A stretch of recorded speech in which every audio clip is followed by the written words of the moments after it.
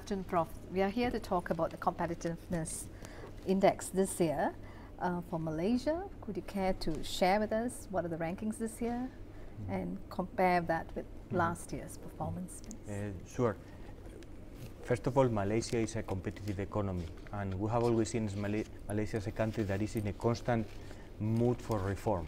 Okay. Having said that, it is true that this year Malaysia slips in the rankings from 19 to 24. Emotionally, dropping from the top 20, it's a significant drop. But I would say that there are good and bad news. I think the good news is that part of the decline is driven by global factors, in particular commodity prices, exchange rates. The fact that Malaysia is an oil-dependent economy and prices of oil have been declining, I think is a global factor that will be resolved soon. If you look at the economic performance of the country, which we measure particularly in our rankings, it has declined significantly.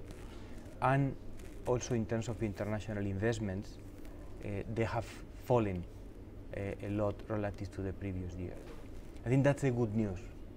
I think the bad news is that we observe in our assessment a very negative sentiment in the private sector.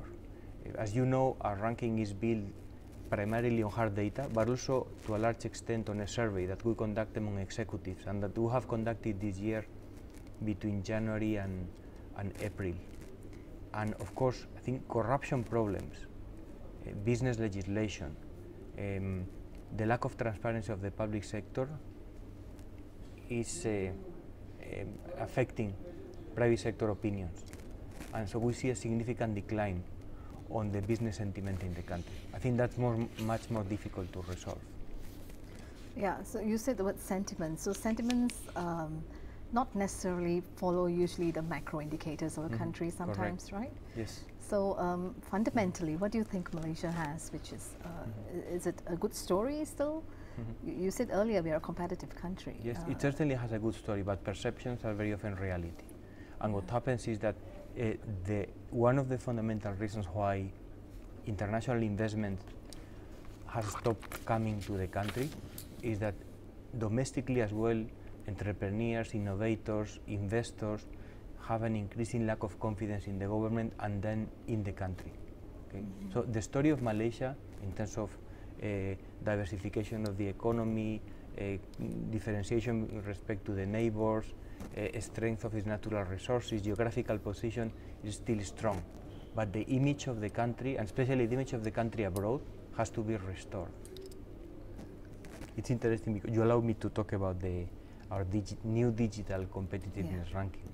That too. And if you look at, in the case of Malaysia, it's quite interesting because digital competitiveness for us refers to the ability of the country to facilitate business transformation, digital transformation by companies. So it's about the country environment, so the technological environment, the financial environment, even the cultural environment of the country to embrace new technologies. And if you look at the ranking for Malaysia, our first pillar, what we call the first factor, is knowledge or talent. And there Malaysia ranks pretty high, or relatively high. For example, in training and education on digital technologies, Malaysia is number 3 in the world.